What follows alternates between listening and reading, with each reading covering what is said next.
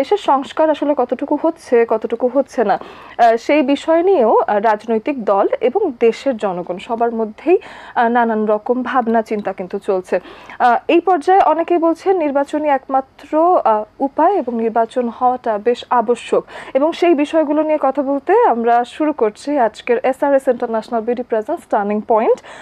আমাদের ATN বাংলায় আপনারা প্রত্যেক শুক্রবার আমাদেরকে এই সময়টাতেই পেয়ে যাচ্ছেন। সবাইকে শুভ সকাল জানাতে চাই এবং আজকের বিষয়টাও জানিয়ে দিতে চাই। কোন পথে নির্বাচনের ট্রেন, আমি এই বিষয়ে কথা বলতে পুরো সময় জুড়ে থাকবো। অহনা তাসলিম খান, আমার সাথে এসেছেন দুজন বিশেষ অতিথি যাদের কাছ থেকে আমরা শুনবো আজকের বিষয়। চলুন পরিচয় করিয়ে দিই তাদের সাথে। শুরুতেই আমাদের সাথে আছেন সৈয়দ ইমরান সালে প্রিন্স, যুগ্ম মহাসচিব, বাংলাদেশ জাতীয়তাবাদী দল। অনেক অনেক স্বাগত জানাই। ধন্যবাদ। তার পাশেই আছেন অধ্যাপক জামাল উদ্দিন রুনু, তিনিও বৈষম্য বিরোধী আন্দোলনের কথাই বলছিলাম, সেখানে অন্যতম নেতৃত্ব দানকারী শিক্ষক। অধ্যাপক হিসেবে আছেন সভাপতি, পরিবেশ বিজ্ঞান বিভাগ এবং শিক্ষার্থী কল্যাণ ও পরামর্শ কেন্দ্রের পরিচালক হিসেবে আছেন। অনেক অনেক স্বাগত জানাই। ধন্যবাদ আপনাকে, আপনার মাধ্যমে আপনার দর্শক শ্রোতাদেরকেও শুভেচ্ছা জানাচ্ছি। আজকে যে বিষয়টা কোন পথে নির্বাচনের ট্রেন, আমি জানতে চাই ভাইয়ের কাছে যে কিছুদিন আগেই দেখা যাচ্ছে যে অন্তর্বর্তীকালীন সরকারের প্রধান উপদেষ্টা উনি একটি ভাষণ দিলেন, নির্বাচনের একটা আভাস দিয়েছেন যে এই সময় নাগাদ হতে পারে। আপনার কি মতামত সেই বিষয়ে? ধন্যবাদ আজকের এই শোতে আমাকে আমন্ত্রণ জানানোর জন্য। আপনি যথার্থই বলেছেন যে প্রধান উপদেষ্টা কয়েকদিন আগে জাতির উদ্দেশ্যে, বিশেষ করে বিজয় দিবসের সকালে জাতির উদ্দেশ্যের ভাষণে তিনি নির্বাচন সম্পর্কে একটা ধারণা দিয়েছেন।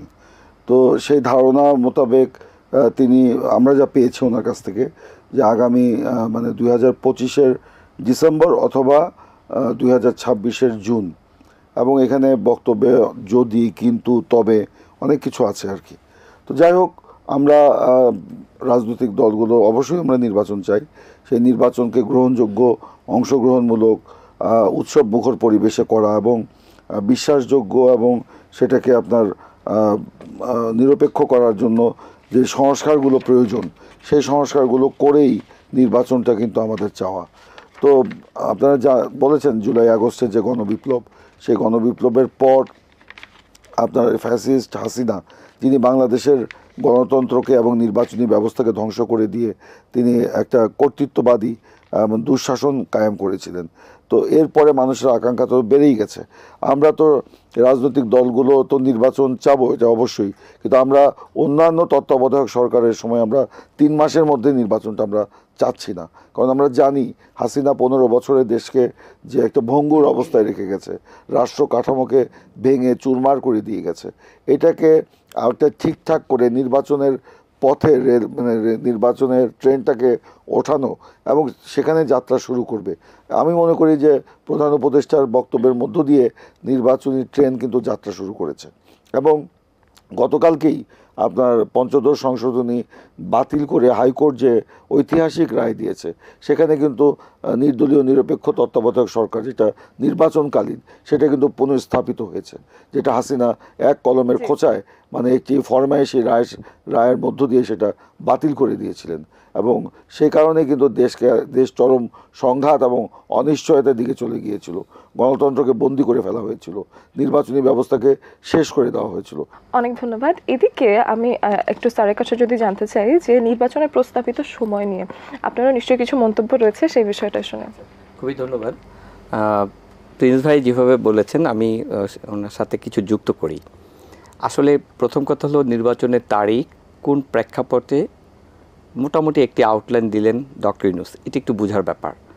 দেখুন, এই তারিখের তার বা সুনির্দিষ্ট একটা রোড ম্যাপ, টাইম লাইন দীর্ঘদিন থেকে জুলাইয়ের অভ্যুত্থান পরবর্তী সময়ে সকল পেশাজীবী রাজনৈতিক সংগঠন, সুশীল সমাজ তারা কিন্তু চাচ্ছিল। কোনো এক অজ্ঞাত কারণে আমাদের যে ইন্টারিম গভর্নমেন্টটা, তাদের নিজেদের মধ্যে মনে হয় সমন্বয়হীনতা আছে এবং দ্বিধা দ্বন্দ্ব, কি করবে কি করবে না, এরকম একটা দোলাচালের মধ্য দিয়ে এই ব্যাপারটা কিন্তু এক প্রকার হ্যাজি হয়ে গেছিল, অথবা এক প্রকার ধোঁয়াশায় আচ্ছাদিত হয়ে গেছিল। সেই ধোঁয়াশা কাটিয়ে ওঠার জন্য ডক্টর ইউনূস ঘোষণা করেছেন বটে, কিন্তু তবে কিন্তু যদি, যেটা প্রিন্স ভাই উল্লেখ করলো, তার মধ্য দিয়ে আমি স্টিল মনে করি পুরো ইন্টারিম গভর্নমেন্টটা তাদের আসল ডেস্টিনেশন কী সেটি কিন্তু ক্লিয়ার হয়নি আমি মনে করি। দেখেন উনি এই আগামী 2025 সালের শেষ পর্যন্ত অথবা 26 সালের মাঝামাঝি পর্যন্ত যে সময়টা লাগবে সেই সময়টাকে 3টা ভাগে ভাগ করছেন উনি। একটা ভাগ হচ্ছে আমাদের একটা কার্যকর নির্বাচনের জন্য ভোটার লিস্ট দরকার, সেটার জন্য 9 মাস। আর নির্বাচন প্রস্তুতিমূলক অন্য অন্য সংস্থাগুলিকে সংস্কার করা, রাজনৈতিক দলগুলিকে একটা ঐক্যমত্যে সব কিছুতে আনার জন্য বাকি সময়গুলি উনি ব্যয় করবেন। কিন্তু আমার কাছে যে জিনিসটা স্টিল অবস্কিউর মনে হচ্ছে সেটা হলো এই ইন্টারিম গভর্নমেন্টের মধ্যে যে ছাত্রদের যে অংশগ্রহণ আছে, তাদের কিন্তু একটা দল গঠন করার প্রক্রিয়া চলছে। সেই দল গঠন করাটার উপরে কিন্তু অনেক কিছু এগুলি কিন্তু অনেক কিছু ডিপেন্ড করবে, এটি আমার একটা ধারণা। সেই জায়গা থেকে আমি মনে করি ওনার এই তারিখটি ঘোষণা করার ক্ষেত্রে সকল রাজনীতিক, সামাজিক এবং বুদ্ধিজীবী সবার সাথে আলোচনা করে সুনির্দিষ্ট করাটা খুবই উচিত। এক। দ্বিতীয়ত দেখেন, আমরা সংস্কারের কথাটা বারবার আনছি, আসলে সংস্কার দরকার না রিফরমেশনস বলবো নাকি কারেকশনস বলবো, এটা কিন্তু খুবই জরুরি বিষয়। সংস্কারের যে এপিসোডটা, এটা 3টা সেক্টরে হওয়া উচিত। একটা হচ্ছে যে ইনস্টিটিউশনাল এক ধরনের সংস্কার, সেটি আরেকটা হচ্ছে রাজনৈতিক দলগুলির মধ্যে এক ধরনের সংস্কার, আরেকটা হচ্ছে আমাদের যে সংবিধান আছে আমাদের সেখানে একটা সংস্কার দরকার। দেখেন রাজনৈতিক সংস্কারের ক্ষেত্রে কিন্তু ওনাদের একটা কাজ করা উচিত, সকল পার্টিসগুলোকে নিয়ে রাজনৈতিক দলগুলোর মধ্যে যদি ডেমোক্রেটিক চর্চার মধ্য দিয়ে এগুলি না আগায়, তাদের নির্বাচিত প্রতিনিধিদের দ্বারা যদি এই দলগুলি তাদের নেতৃত্ব না আসে, তাহলে আমরা যে কাঙ্ক্ষিত সংস্কারই করি না কেন তা কিন্তু দিন শেষে ওই রাজনৈতিক সরকারই আসবে, তাদের হাতে চলে যাবে। সঙ্গত কারণে আমার মনে হয় যে এই কর্মকৌশল তৈরি করার ক্ষেত্রে যথেষ্ট ডিলেমা আছে। আমি মনে করি বিফোর দ্যাট এখনও আমার কাছে মনে হচ্ছে এটি যদি আগামী 3 মাসের মধ্যে ক্লিয়ার না করে সম্ভবত একটা রাজনৈতিক অস্থিরতার দিকে যাবে, আমার এটা বিশ্বাস। তবে আমি আশ্বস্ত হতে চাই যে সময়টি বলেছেন সেটি বৃহৎ দলগুলি, আমাদের যে বিএনপি আছে, জামাত আছে বা অন্যান্য দলগুলি, তারা কিন্তু খুবই সফটলি অবজার্ভ করছে এবং তারা কিন্তু যথেষ্ট ধৈর্যশীল এবং তারা যথেষ্ট সময় দিতে প্রস্তুত। সমস্যাটা হয়ে গেছে বর্তমান ইন্টারিম গভর্নমেন্ট বরং একটি পয়েন্টে নাই, একটি নির্দিষ্ট কৌশলের মধ্যে তারা সীমাবদ্ধ নাই, এইটা পরিষ্কার করা দরকার। এই বক্তৃতা দিয়ে আশ্বস্ত হবার মতো তেমন কোনো বাণী খুব ভালোভাবে পাওয়া যায়নি, এটাই আসলে বোঝা যাচ্ছে। পাওয়া গিয়েছে কিন্তু সুনির্দিষ্টকরণ হয়নি, সেই কারণে আমি মনে করি স্টিল তবে কিন্তু এবং ইন্টারিম গভর্নমেন্টের কার্যক্রম দেখে আমরা যথেষ্ট ক্লিয়ার হতে পারছি না বা আশ্বস্ত হতে পারছি না। সেই ক্ষেত্রে আমি নির্বাচনের যে বিষয়টা, কারেকশনসের কথা বললেন, সংস্কার নাকি কারেকশন, আরও রিফরমেশন কি দরকার আসলে, তো সেই ক্ষেত্রে প্রিন্স স্যার জানেন যে সরকার বিভিন্ন ক্ষেত্রে সংস্কার করার জন্য বেশ কিছু কমিশন গঠন করেছে, যেটা আপনারা দেখেছেন, আমরাও দেখছি। সার্বিক সংস্কার কার্যক্রম যেভাবে চলছে সেটাকে আসলে কিভাবে মূল্যায়ন করবেন আপনি রাজনৈতিক অভিজ্ঞতা থেকে? জি, আমার রাজনৈতিক অভিজ্ঞতা থেকে আমি বলবো যে কমিশনগুলো গঠন করা হয়েছে বা এই যে একটা উদ্যোগ নেওয়ার আগে রাজনৈতিক দলগুলোর সাথে সরকারের একটা আলোচনা হওয়া উচিত ছিল। আমরা তো জানি যে এই যে জুলাই আগস্টের গণ অভ্যুত্থান, গণবিপ্লব যেটাই আমরা বলি না কেন, এখানে স্টেক হোল্ডার কিন্তু সবাই, রাজনৈতিক দলগুলো আছে, ছাত্ররা আছে, শ্রমিক আছে, কৃষক আছে, স্বাভাবিকভাবে রাজনৈতিক দলগুলোকে তাদেরকে প্রতিনিধিত্ব করে। রাজনৈতিক দলের সাথে সেই সরকারের, অন্তর্বর্তীকালীন সরকারের যদি একটা নিবিড় সম্পর্ক বা যোগাযোগ না থাকে, তাহলে কিন্তু সেই সরকার কার্যক্রমের মধ্যে একটা অস্পষ্টতা থাকে, যেটা স্যার বললেন। তো সেখানে আমরাও কিন্তু এটা দেখতে পাচ্ছি। তা আমি প্রথমার্ধেই যে বক্তব্যটা রেখেছি তারপর থেকে যদি আমি শুরু করি, যে আমরা একটা ধারণা পেয়েছি প্রধান উপদেষ্টার বক্তব্যের মধ্য দিয়ে, নির্বাচনের একটা ধারণা পেয়েছি, কিন্তু আমরা স্পষ্ট কোনো রূপরেখা বা কী বলা, এটা পথরেখা আমরা পাইনি, রোড ম্যাপটা আমরা পাইনি। আমরা স্পষ্ট একটা রোড ম্যাপ চাই। আমরা যেটা মনে করি যে প্রধান উপদেষ্টা যে টাইম লাইনটা দিয়েছেন বা যেই আপনার ধারণাটা দিয়েছেন, আমরা মনে করি যে নির্বাচনের লক্ষ্যে প্রয়োজনীয়, প্রত্যাশিত এবং বাস্তব ভিত্তিক সংস্কার করে সেই টাইম লাইনের আগেই একটি নিরপেক্ষ নির্বাচন করা সম্ভব। অযথা আমরা যদি এই কমিশন গঠন, কমিশনের একটা হবে, আবার ঐক্যমত্যের কমিশন, আবার রাজনৈতিক দলগুলোর সাথে আলোচনা, এগুলো এত মানে ঘুরিয়ে ঘুরিয়ে যদি আমরা করি সময় কিন্তু নষ্ট হবে। সময় নষ্ট হলে যে জিনিসটা হবে, চলমান যে ষড়যন্ত্র চক্রান্ত রয়েছে দেশের অভ্যন্তরে এবং বাইরে থেকে যেটা হচ্ছে, সেই চক্রান্তের ডালপালা কিন্তু অনেক গজাবে এবং এটার জাল বিস্তার হবে। তখন কিন্তু এই ছাত্র গণ আন্দোলনের যে আপনার মূল যে বিষয় স্পিরিট, সেটা নষ্ট হওয়ার সম্ভাবনাও থাকে। সেই কারণে ওই জিনিসটাও আমাদের মাথায় রাখতে হবে। আজকে এই যে ফ্যাসিবাদের যে মাথা, তারা হয়তো পালিয়ে গেছে, কিন্তু লেজ সহ সমগ্র শরীর বাংলাদেশে কিন্তু রয়েছে। সেই জন্য আমাদেরকে ওই জিনিসটা মাথায় রেখেই আমরা যত দ্রুত সম্ভব প্রয়োজনীয় সংস্কার শেষ করে এই আমরা প্রধান উপদেষ্টার যে মানে গাইডলাইন উনি যে টাইম ফ্রেমটা দিয়েছেন, তার আগেই কিন্তু নির্বাচন হওয়া সম্ভব বলে আমি ব্যক্তিগতভাবে মনে করি। আমাদের দল এই সার্বিক বিষয় পর্যবেক্ষণ করছে এবং প্রধান উপদেষ্টার বক্তব্য বিশ্লেষণ করছে। দলের পক্ষ থেকে এ বিষয়ে আনুষ্ঠানিক হয়তো বক্তব্য দেওয়া হবে, কিন্তু আমি এখন যেটা বললাম এটা একান্তই আমার ব্যক্তিগত মত। অনেক ধন্যবাদ এই বিষয়টায়। আবার বলছিলেন যে রাজনৈতিক অস্থিরতাও এসে যেতে পারে যদি কিনা নির্বাচন আরো দেরি হয়। সেক্ষেত্রে কিছু সংস্কার আমরা দেখেছি অন্তর্বর্তীকালীন সরকারের জায়গা থেকে, কিন্তু তারপরেও জনগণ এবং অনেক জায়গা থেকে আমরা দেখছি যে দ্রব্যমূল্যের অবস্থা, বিনিয়োগে অচলাবস্থা, ব্যবসা বাণিজ্যে স্থবিরতা, এদিকে আইন শৃঙ্খলা পরিস্থিতি যেটা আছে, সবকিছু মিলিয়ে একটা অস্থিরতা দেশে কিন্তু এখনো চলমান। তো সেটা নিয়ে অনেক সমালোচনাও হচ্ছে। তো আমি একটু জানতে চাই যে এসব সমস্যা আসলে দীর্ঘস্থায়ী যদি হয়, অন্তর্বর্তীকালীন সরকারের প্রতি মানুষের সমর্থন আসলে ধরে রাখা সম্ভব হবে কিনা, কিংবা কিভাবে নিরসন করা যায় এই বিষয়টা? ধন্যবাদ, খুবই মূল্যবান একটা কোশ্চেন। আমরা রাজনীতি করি অথবা ডাক্তারি, মাস্টারি অথবা মিডিয়া, যে কোনো প্রফেশনে থাকি না কেন, যে কোনো কাজের সাথে যুক্ত থাকি না কেন, দিন শেষে সবই সামাজিক। আমি যখন দেখব সমাজ অস্থির, সমাজ তার নিরাপত্তা, যেটা খাদ্য নিরাপত্তা, জননিরাপত্তা, আর্থিক নিরাপত্তা, শিক্ষা ব্যবস্থা, স্বাভাবিক যে লাইভলিহুড প্যাটার্ন, সেটি নষ্ট হয়ে যাওয়া, কালচার ডিভিশনে চলে যাওয়া, মানে ডিভাইসিভ কালচার যেটা গত রেজিম করে গেছে, সেরকম একটা পরিবেশ পরিস্থিতি থাকলে কোনো সরকারই সুস্থ থাকতে পারে না। আর সরকার চলে আস্থার উপরে, অনেকটা ব্যাংকের মতো, ব্যাংকও চলে আস্থার উপরে। সরকার আস্থাশীল তখনই হয় যখন সে ডেলিভার করতে পারে মাস পিপলের কাছে। আমি এই আন্দোলনের সাথে সক্রিয়ভাবে ছিলাম। 28শে জুন কোটা সংস্কার আন্দোলনের জন্য আমার যে 3 জন ছাত্র আমার কাছে এসেছিলেন, তারা আন্দোলনটা করার জন্য জাহাঙ্গীরনগর বিশ্ববিদ্যালয়, যেহেতু আন্দোলন সংগ্রামের সাথে আমি যুক্ত থাকি, এক ধরনের সামাজিক নিরাপত্তার সংহতি জানানোর জন্য। তারই ধারাবাহিকতায় 15 জুলাই ভোরবেলায় জাহাঙ্গীরনগর বিশ্ববিদ্যালয়ে যে নারকীয় ঘটনা ঘটে, তার মধ্য দিয়ে ছাত্রলীগ বিতাড়িত হয়। জাহাঙ্গীরনগর বিশ্ববিদ্যালয় এই সাধারণ ছাত্রদের নেতৃত্বে দিয়ে একটা নিপীড়ক সরকার সামান্য একটা দাবিকে অ্যাড্রেস করতে লেলিয়ে দেওয়া বাহিনীকে বিতাড়িত করার মধ্য দিয়ে কিন্তু আন্দোলনের স্ফুলিঙ্গ ঘটে জাহাঙ্গীরনগর বিশ্ববিদ্যালয় থেকে। সেই ভোরে সেই নারকীয় ঘটনা, পরবর্তীতে এই আন্দোলন দমাইতে যেয়ে আপনার 16 জুলাই আবু সাঈদের মৃত্যুর মধ্য দিয়ে, আরও অপর অন্যগুলি মৃত্যুর মধ্যে দিয়ে প্রতীকী হিসাবে আবু সাঈদকে আমি আনছি এই কারণে যে সেটি ছিল আমাদের দেশে প্রথম রাষ্ট্রীয় পর্যায়ে নিপীড়নের বিরুদ্ধে রুখে দাঁড়ানোর একটি চিত্র। যদিও এটি আমাদের মিডিয়াতে এসেছে বলে এরকম আরও অনেকেই এই ধরনের আত্মহত্যা দিয়েছেন, তাদের প্রতি শ্রদ্ধা রাখি বলছি, প্রতীকী হিসাবে আবু সাঈদকে দিলাম।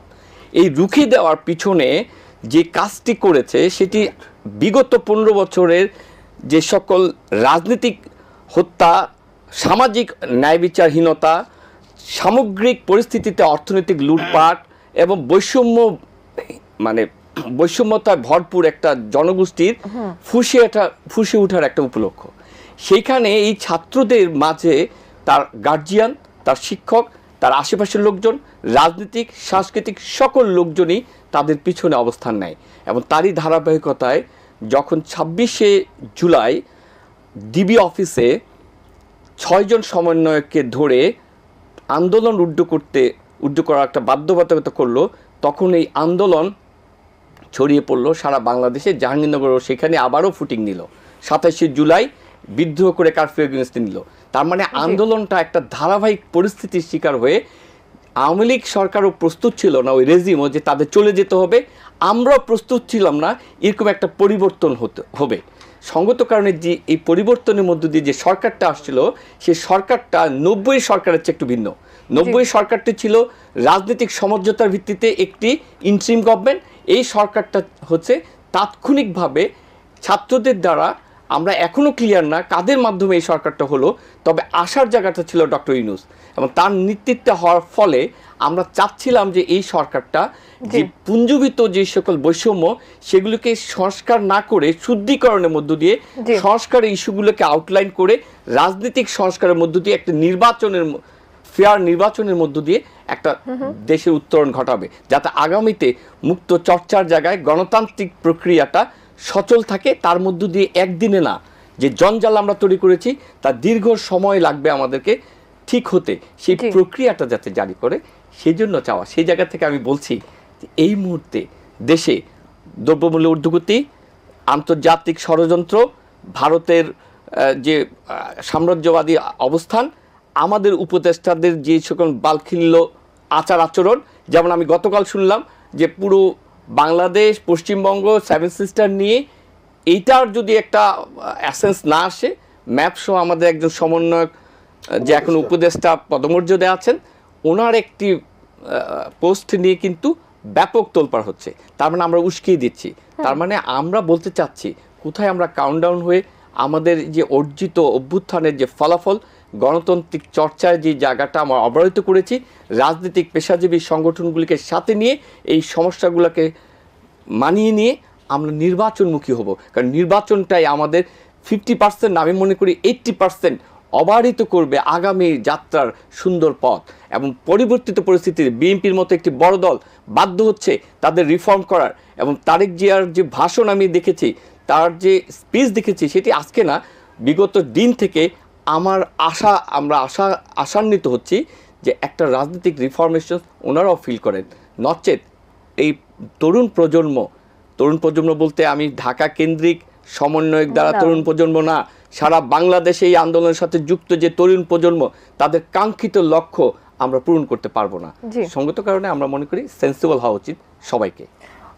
বেশ চমৎকার কিছু পয়েন্ট উঠে এসেছে। এদিকে আমি রাজনৈতিক দল হিসেবে বাংলাদেশ জাতীয়তাবাদী দল অভিজ্ঞতা সম্পন্ন, যেহেতু সেক্ষেত্রে 31 দফাটাও আমার মনে হয়েছে ভীষণ আধুনিক করেই আসলে করা হয়েছে, এবং তাতে নিরপেক্ষতার প্রমাণই আসলে বেশি হয়েছে।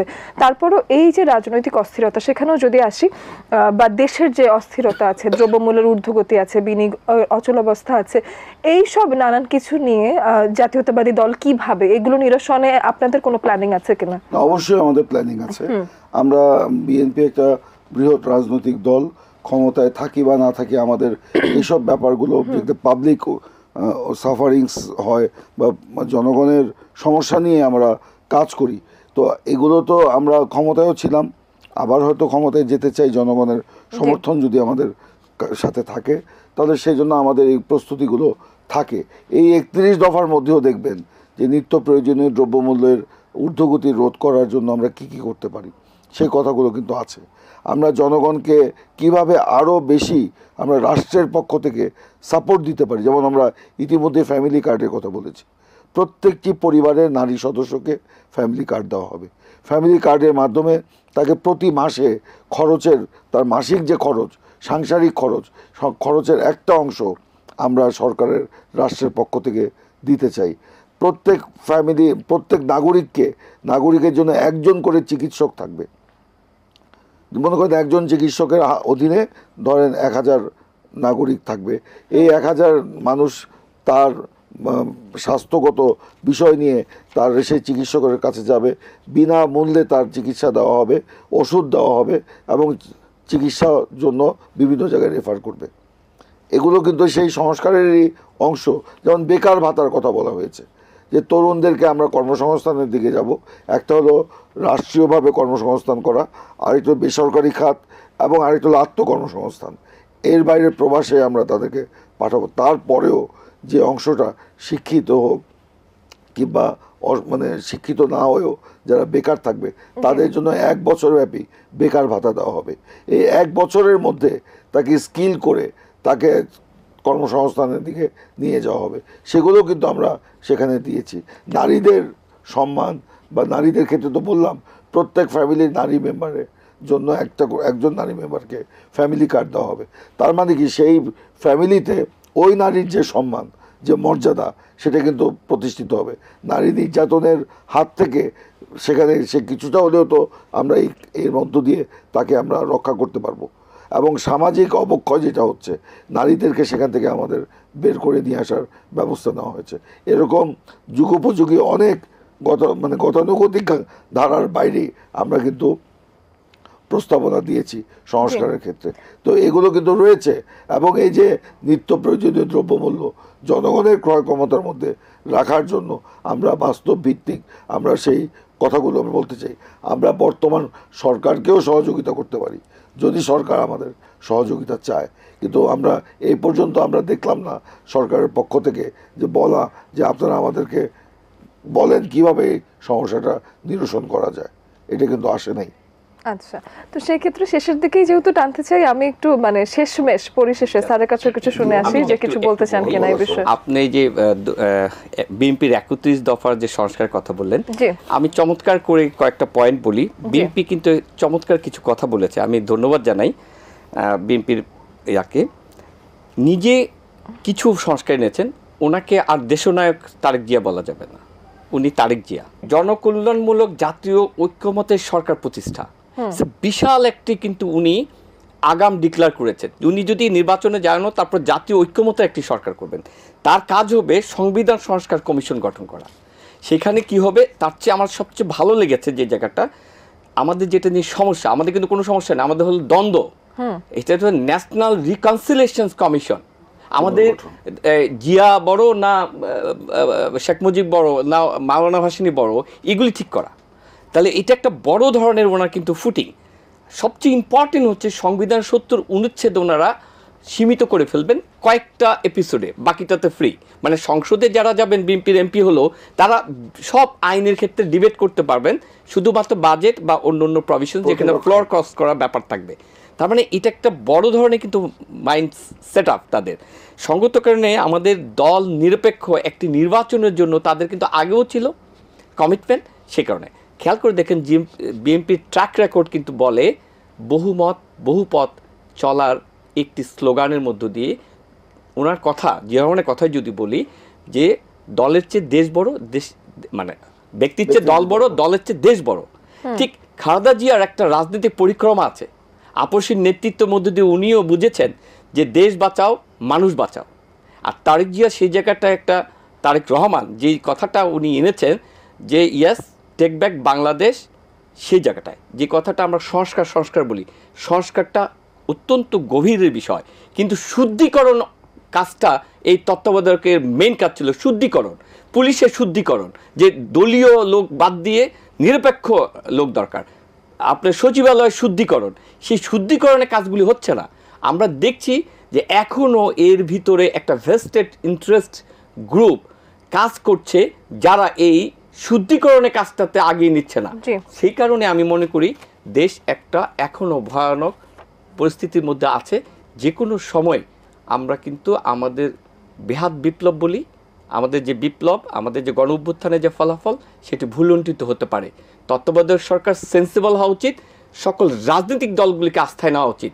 কারণ এই রাজনৈতিক দলগুলি দিন শেষে ওনাকেও যেমন লেজিটিমিটি দিবে এবং আগামীতেও ওনার সংস্কার কাজগুলি আগিয়ে নেবে। সঙ্গত কারণে রাজনৈতিক দলকে বাইপাস করে যারা চিন্তা করছে, তাদের চিন্তাটা ভুল চিন্তা, তারা আরেকটু অটোক্রেটিক চিন্তার জায়গায় ঢুকে যাচ্ছে। দুজনের কাছ থেকে বেশ কিছু মূল্যবান মতামত নিলাম এবং আজকে আমার কাছে মনে হয়েছে বেশ একটি ফ্রুটফুল আলোচনা হয়েছে। দুজনকেই অসংখ্য ধন্যবাদ। দর্শক, কোন পথে নির্বাচনের ট্রেন, এই বিষয়ে আজকের আলোচনা ছিল এবং পুরো সময় জুড়েই আমরা দেখতে চাইলাম এবং জানতে চাইলাম যে আসলে নির্বাচন কত সত্বর হওয়াটা ভীষণ গুরুত্বপূর্ণ। অন্তর্বর্তীকালীন সরকারের প্রধান উপদেষ্টার কাছ থেকে আমরা কিছু তথ্য পেয়েছি এবং রাজনৈতিক দল হিসেবে এবং একটি বিশ্ববিদ্যালয়ের শিক্ষক হিসেবে তারা তাদের কি মতামত রাখেন সেই আলোচনাগুলো আমরা জানলাম। আপনাদের মতামত জানারও আমরা অপেক্ষায় থাকবো। আজকের মতো আমরা এখানেই শেষ করছি।